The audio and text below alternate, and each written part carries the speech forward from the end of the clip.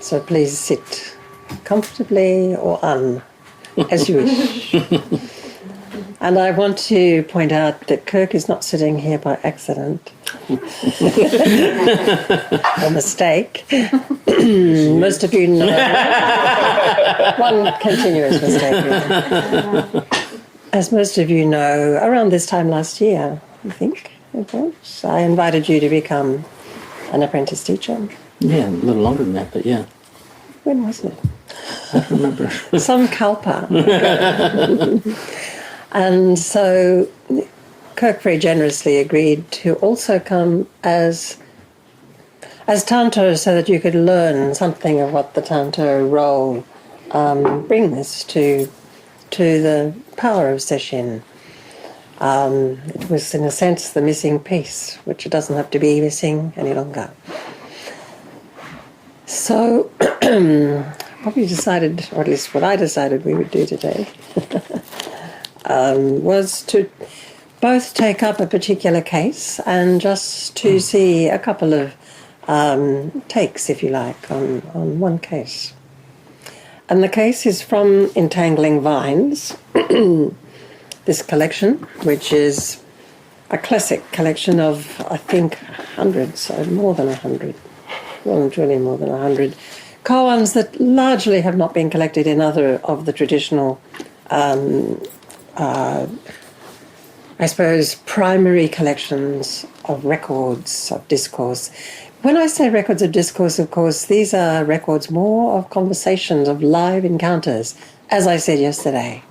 So although over time they inevitably become written about, commentaries, verses are attached to them, all of these additions are ways of people responding to, elaborating, enriching the discoveries lying inside those words, live words of the Buddha. Effectively live words of the Buddha, because live words of the Buddha mind. Sometimes they are quotations from the Buddha. Sometimes they are lines of poetry. You can trust great poetry to be carrying the Dharma, because it is one entirely open heart, reaching right to the limit of language to touch the inconceivable, to bring it into ordinary human, warm-blooded mammalian life. That's a great thing. And that's what happens in these koans. So first I'll read the case. I'll read the case from the book.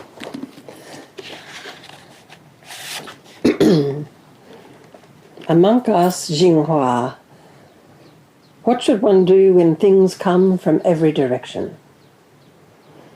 The master said, "Hold, hold to the center." The monk bowed. That's a beautiful way of acknowledging the center, and we do that a great deal in Sesshin.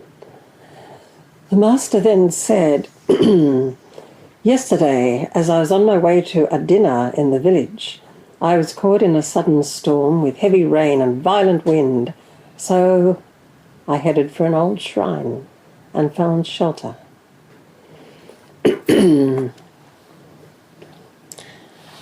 Someone else, a little further in time, then comments on this and says, "The assembly considered the matter and said, taking shelter in an old mausoleum refers to the self that precedes the kalpa of emptiness, or to the palace where Xinghua attained peace of mind and fully realized his original nature." Little did they know that Xinghua, his purse filled with 100,000 in cash, mounted a crane and went down to Yangzhou. Some of this will become more approachable in a minute. Okay. Okay, so it's interesting to explore the footnotes that are provided for this, beginning with the fact that the verb hold in the sentence, hold to the centre, that character can also be translated as strike or hit. It also has, it's a very active kind of verb. You could translate this as aim for the centre or strike at the centre. But I'm very pleased that Thomas Kirshner chose hold to the centre. It doesn't have any kind of strain in it. It's more like, the way the sinews of our body hold things together. And the sinews of the whole order, the natural world, holds together until we interrupt it badly. This holding to also has the feeling of holding it close to you, carrying it with you, reaching for it with a kind of deep instinct. That practice develops. The kalpa of emptiness that is referred to there, if you remember, they say taking shelter in an old mausoleum refers to the self that precedes, comes before, is not caught up in the kalpa of emptiness. And they then gloss that as by saying that's the place where he attained peace of mind and fully realized his original nature. So what is this kalpa of emptiness? What it refers to is really the time that lies between, this is literally its meaning, between the destruction of one universe and the formation of another. Now that sounds remote and of no great concern to us who won't be there as soon as this universe is destroyed, but in fact, of course, it's pointing much more to our lives. It's pointing perhaps to a number of things. Partly the way that one thing comes swift upon another, and sometimes, things come from all directions, as the original question asks. What do we do when things come from every direction? It can easily feel like this moment we're in right now, historically on the earth, is a kind of moment between, or in transition of some sort, suddenly and sharply from one kind of dispensation almost, or belief that we had things settled in a particular way. We've discovered very quickly that they're not settled at all. And we are in a sort of process of refinding the centre, perhaps. But you could also think about, the destruction of one universe before the formation of another. What about a moment when you get furious and really lose it? Is that an example of the kalpa of emptiness, where there is, in a sense, nothing coherent happening? At the very best, there's you coping with the fact that I have lost it and in a sense, harmed, bruised the people around me. So you can take it all the way down into each moment of your life, because after all, every single moment, one sort of universe dies and a new one is born, moment by moment by moment. Born complete as well. This is a way of understanding the non-clinging mind of our practice. Die into this moment, born into the next, clean and clear. So, before depending on or falling back to the place, it is this word before, before the kalpa of emptiness is pointing to the fact that there's a place prior to the one where we fall into rage or stress or blindness of some sort, that we can depend on the place that is there before self-interest, self-concern has swept us up into some kind of reaction. It is that place that really is clear of needing anything, of wanting anything. It's a blessedly open state. We cultivate it here in Sesshin, we explore it as closely as we can, and then we really do have more access to it, more familiarity with it, more it becomes more of our second nature, you could say. Becomes second nature to reach for that, to hold to the center.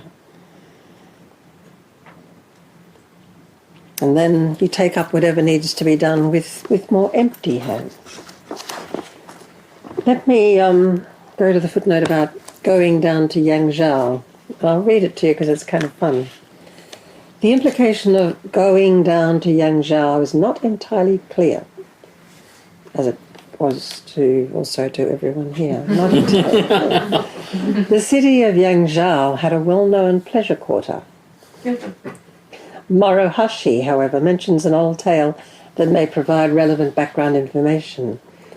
So, was he taking 1,000 cash and going off, 100,000 in cash and going off to the pleasure quarter? Or, here's another way of understanding it. It mentions an old tale in which a group of men were discussing their wishes. These great stories often begin with people examining their wishes and having 1, 2, or usually 3 wishes. One man said that he would like to become governor of Yangzhou. Another that he would like to have plenty of money. And another that he would like to fly on the back of a crane. Thereupon another man said, so, if someone slung 100,000 in cash from his waist, got on a crane and flew off to Yangzhou, he would fulfill all of these wishes at once. So it's possible that if you look into this, we're looking into the great ease. Sometimes Buddha nature is referred to as a wish-fulfilling jewel. If you can touch it, everything flows very naturally. Nothing's missing, nothing's lacking. And when you forget yourself, remember, everything is close at hand. So it's pointing perhaps to the mysterious abundance that lies inside not needing, not doing the self, not placing the self in front of everything. I want to come back to the matter of finding shelter. Xinghuas says, yesterday, as I was on my way to a dinner in the village, I was caught in a sudden storm with heavy rain, violent wind, so I headed for an old shrine and found shelter. The assembly considered the master and said taking shelter in the old mausoleum refers to this place we take refuge in, the place at the very core of our practice, the middle of the middle, the undivided middle of this very being, this very body, the Buddha. So, interesting that the word refuge or shelter comes up. Refuge is, we take refuge in the path of the Buddha and the path that the precepts lays out, that I spoke about a little last night. We speak of taking the precepts as taking refuge. And the word refuge itself has interesting root to it, which is flight, flying back. Think of a fugue. A fugue is a flight. And refuge is, in a sense, the immediacy of when something presses upon you, reach back to the center, reach for your practice. Take refuge there. Fly back to it, so to speak. Fly back implies, a completely instinctual, becoming instinctual to turn towards that. I've always been very moved by the fact that Gandhi was a very deeply sort of religious, observant Hindu, and the fact his kind of deity, his way of understanding the great matter was the god Ram. And it was so close to him as his first recourse that the moment that his assassin stood in front of him and and killed him. What flew out of his mouth was Ram. It was, his refuge was immediate. He flew back to the center of his being.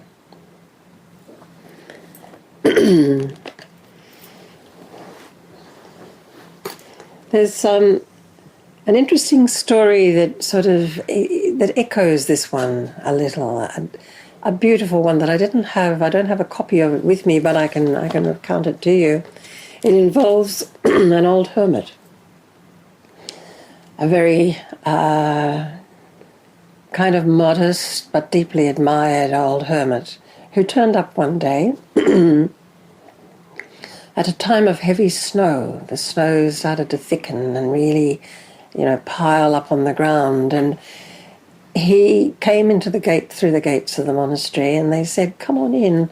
And he said, "No, I'm happy to sleep out here." And he went to an old shrine in the grounds of the monastery. And they said, "Will you be okay?" And he said, "I'm perfectly okay." And so they left him there, and the snow piled up and piled up. And in the morning, the head of that monastery said, "You didn't even tell me. That man is an extraordinary being. Go and get him. Bring him in." And when they went, they found the shrine empty. And they came back to the head of the abbot of the monastery and said, "The Dharma has gone away." And then someone said, "But the most mysterious thing is there's no footsteps leading from the shrine." And the abbot listened to this and he said, "Does the Dharma come from somewhere? Can the Dharma come or go from anywhere at all? Is it not always exactly where you are and nowhere else? Isn't it exactly the feeling of the floor under your feet as you walk? Or the light in your own hands? Or on the face of the person in front of you? Or the little sounds from the fireplace? You have the Dharma in reach with every open moment of your being. Can the Dharma go away? Can it come from somewhere? You certainly cannot go after it. It leaves no footprints. And we talked about that this morning. So hold to the center is the real core of this koan. And then the question arises, what is the center for you that you can hold to? How do you even hold it in your mind and heart? What is it? It's almost a question like, how do you hold your practice? Do you hold it close? Do you hold it as if it were the most, as Gerald Manley Hopkins puts it, the dearest freshness deep down thing that you wouldn't allow ever to be lost or become stale? Maybe a way of understanding it is something like your heart of hearts. What it is that your heart of hearts knows. And what that knows is a very still kind of matter, far beyond any reach of manipulation or bargaining. It's, you go to find out what it knows. You can't know in advance. I think you could say intuition and gut feeling and a sense of not so much what I want as what is wanted starts to grow. And that's in practice, as practice matures and deepens. And that is, in a sense, a way of understanding the center, the heart of hearts, the dearest freshness, deep down thing.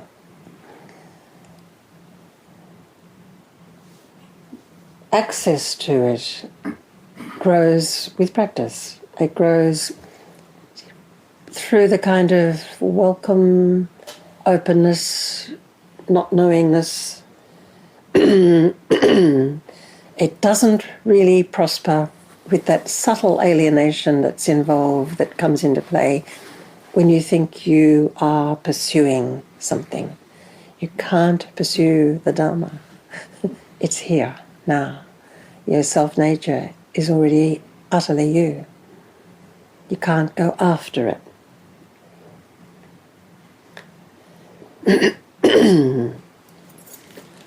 The way that Linji, who incidentally was the teacher of Xinghua, and Xinghua was one of his few Dharma heirs, even though the school of Linji goes on through, becomes one of the two main surviving schools that then comes into Japan as Rinzai.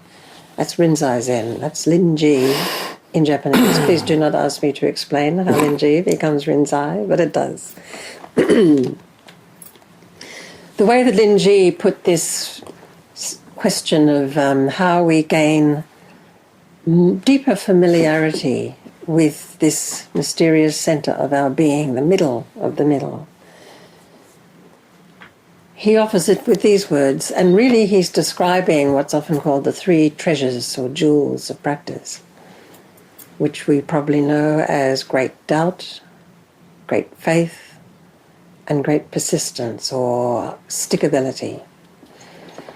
So he offers great doubt with these words: whatever confronts you, don't believe it.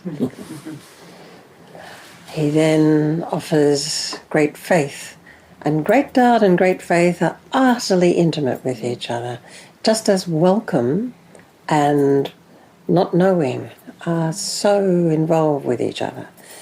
They're really, one dynamic, supported and animated by great persistence. So great faith he expresses as, well, I'll come to it second, because he goes to great persistence next. He says, whatever arises, meaning in awareness, shine, or in consciousness rather, shine the light of your mind upon it. The light of your mind is your awareness, the awareness that is more unconditioned by wanting, needing, going after anything. It's what transforms consciousness and relieves it of the anguish we speak of as suffering. Lifts it. And then great faith, or you could say great trust if you're uncomfortable with the word faith. I actually like the word faith. Great faith, which constantly grows in the presence of great doubt. They grow each other. Great faith supports great doubt. Great doubt opens the way of great faith, gives it reason to proceed. This is the way he expresses it. Have confidence in that light that is always shining inside you. So whatever confronts you, don't believe it. Whatever arises in consciousness, shine the light of awareness upon it. Have confidence in that light that is always shining inside you. So there are, I guess you could say, there is in those three a dynamic of practice, a kind of if you hold them all, finding yourself sort of failing a little bit, remember stickability. Finding yourself losing energy, remember that the very example of the Buddha's great awakening is there in front of all of us as human beings. He was simply an awake human being.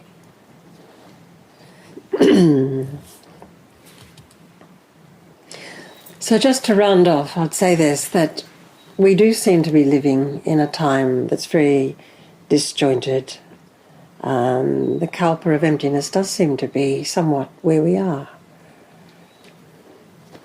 It would be very unseemly to mention the unprecedented president. Don't do it. Don't do it. But I would say this, that the ugliness of what he presents is very much in our faces in a very informative way. Almost every single thing he presents is a clear teaching, not that way. It really is. And then we have to also see what parts of that ugliness is us as well. Things are coming from every direction at this moment. And I think you could almost say the sleep of the very heavily insulated Western lives that we live is being woken right now, broken and woken. And, can we any longer dream of a kind of easy, ongoing settledness of everything we've come to expect, the way things have been? I remember that, I can't remember what year it was, but there was a time, where, I think in the 90s, when there was a really long blackout in New York. The whole of New York blacked out. And I remember that people commented then, they saw the stars over Manhattan for the first time. Transmission was interrupted, ordinary transmission interrupted for a long period. They also talked about how beautiful it was to gather around in candlelight, because you really had to be with the people you were with and eat with them and share food together by candlelight. There were no choices in the matter. And I think there was even a slight definite jolt of sorrow when ordinary transmission was restored and everything swung back into its ongoing blur. It's interesting, that was a time when if that happened now, think of the collapse that would happen now that everything is so reliant upon a digital kind of framework. So this was pre-digital world.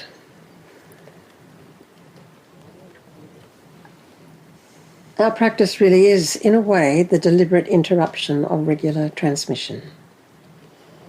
It's the turning towards, it's not what you think. What opens up when you can hold that clearly in your heart? This is not what I think. I am not what I think. Opens up curiosity. It opens up whatever confronts you, don't believe it. The energy, the beautiful, playful, and serious energy of that. It also, I think, opens the through line in a crisis. The through line is, I'm referring there to, I think I've spoken of it here, I'm not sure if I have, but in whitewater rafting, there are 5 classes of whitewater rafting. Class 1, you could even take a canoe out, don't even worry about it. Class 5, don't even go there. Or maybe that's class 6, I'm not sure. Maybe it's class 5, yeah. It's class 5 that is the one that, what does it want? And class 5 is potentially very dangerous. And our situation right now in the world is exceedingly close to dangerous. And what happens what's recommended in class 5 is that whitewater rafting, you do not look at the dangers. They will magnetize your attention.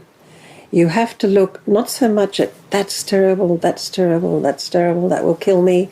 You have to look for the through line at every point that passes through unscathed. And the through line takes a lot of, as you can probably tell, unknowing. Whatever confronts you, don't go there. Don't be drawn to that rock will smash us to smithereens, because then that will happen. So the Dharma doesn't come from somewhere or have anywhere to go. It is always here, right where you are. And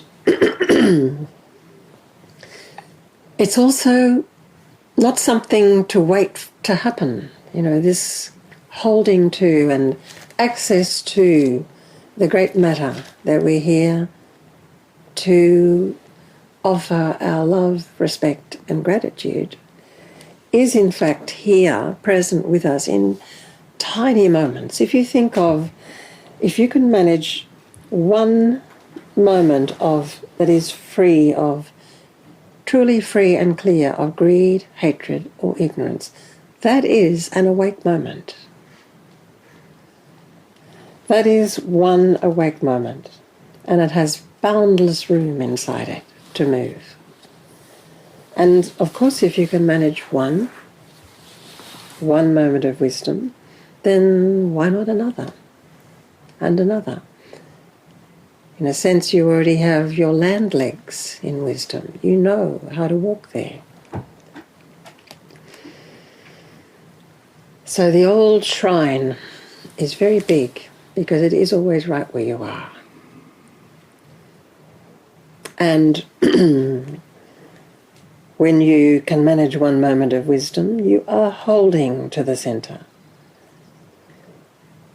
You are touched and reunited with reality. So, I'll hand over to Kirk. Hand over. Do you want this? No, okay. I was particularly struck by that beginning line where he asked, what about when things... Actually, can you open up again? What should one do when things come from every direction? And what is that for each of us? How that rings true for us in terms of our working lives and the lives of, as you said, lives of digital distraction.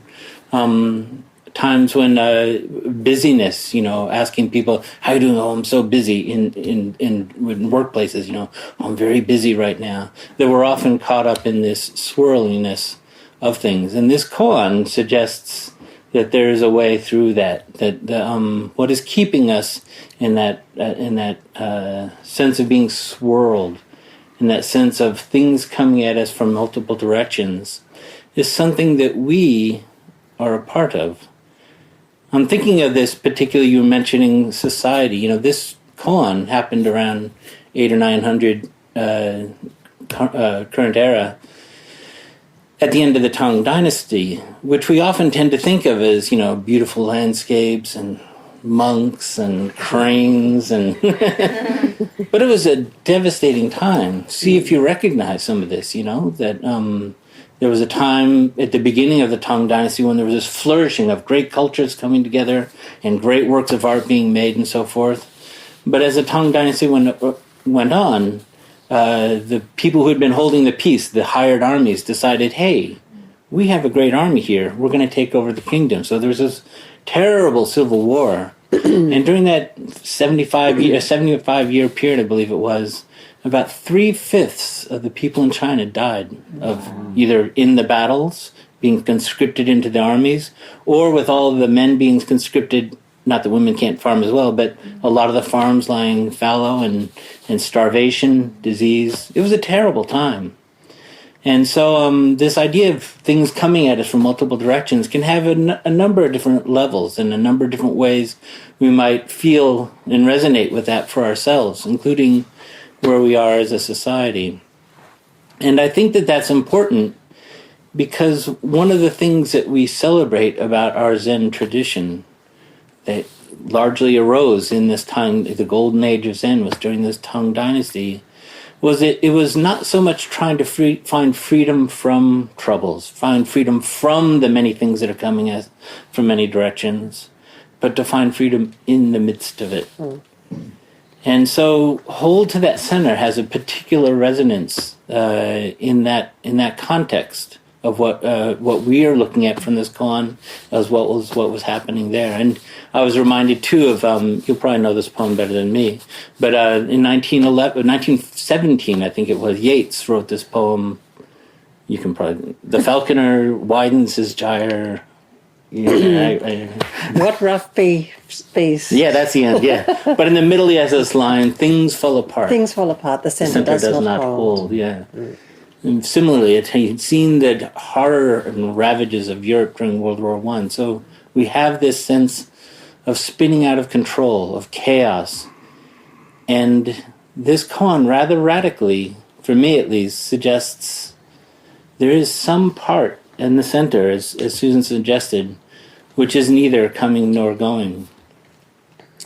And I wanted to just add to what Susan said about that, just an old Chinese folktale, an old Taoist tale before Zen, before even Confucianism, that comes out of the many images that make up the I Ching. Some of you are familiar with the I Ching, the book of prophecies. It goes way back prehistory to when, they were taking tortoises and laying them in the fire, seeing how the cracks appeared, and interpreting the cracks.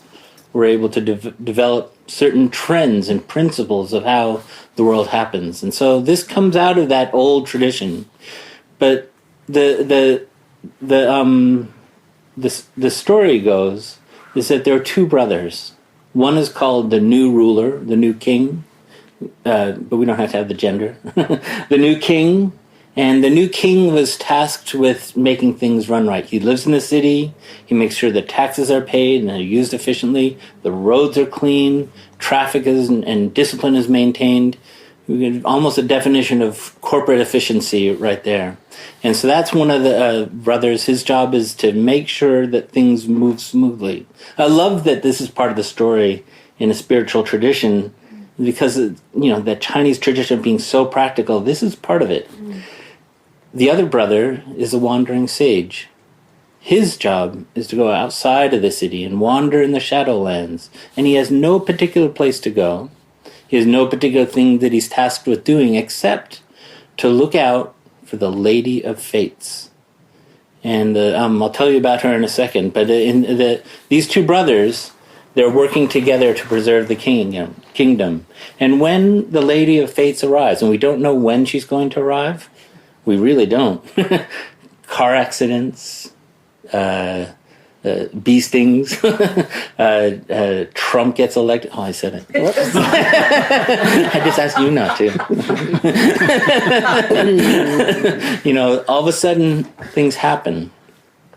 And the wandering sage's job is to lead the Lady of Fates into the city with her brother, and the three of them. The Lady of Fates, by the way, she doesn't have a job to do. What her thing is that she is the embodiment of the sun and things that move, the wind, for instance, and light. So she is the things that come into our lives and move and make changes happen, the Lady of Fates. So the wandering sage and the Lady of Fates, they come into the city and they meet with a brother, and in that way, the city is continually renewed. Left on their own, the new king, would become dry and static, and there would be no fun and no life in it. All the trains would run on time. All the trains would run on time. The wandering sage, if he was left on his own, there would be no responsibility. People are suffering around, and he would be off wandering around and so forth. But with the Lady of Fates brought in, the three of them continually renew the city and continually find what is at the center of the city. There's a number of stories from old traditions of this. There's an Irish story similarly. When the center falls apart for a village, it's everybody's job at that point to become the wandering sage and go out into the dark and beyond the edge of what is known at that time and find something that's true and bring it back and reweave the center. So I like this, and it's taking a little bit of a different direction with this idea of center. But I like that it has that sense of what we are doing in our Zen practice. If I could remind you once again of Flora Courtois, however you pronounce her.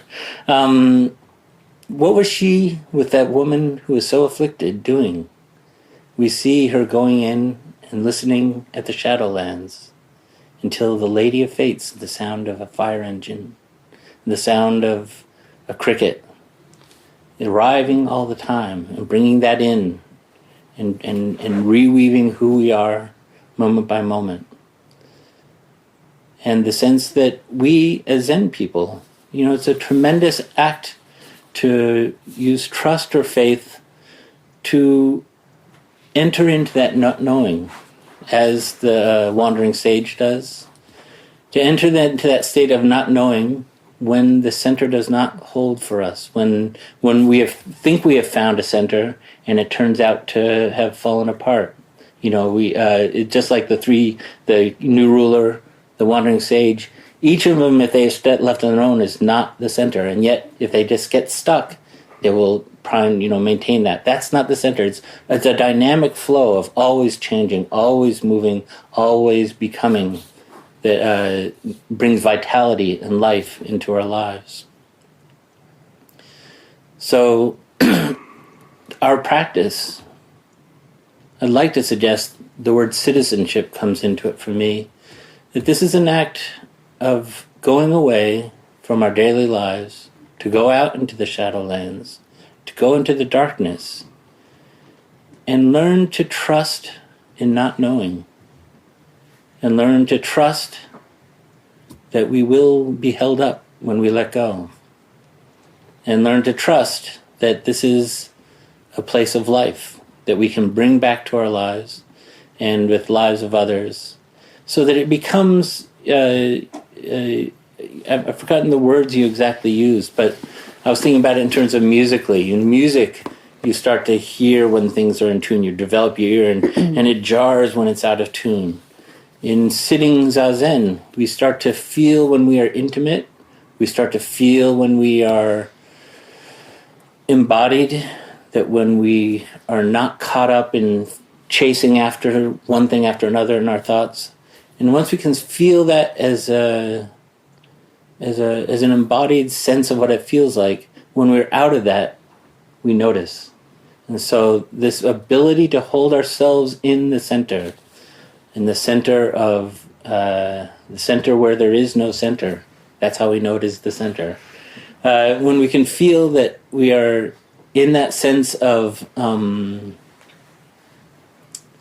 bringing back the Lady of Fates as she comes to us, then we are better able to bring that to others in the world as well, and in so doing, bring the world back to life. Edward S.B. Brown talked about this. Edward S.B. Brown was a former cook. Well, maybe he's not a former cook.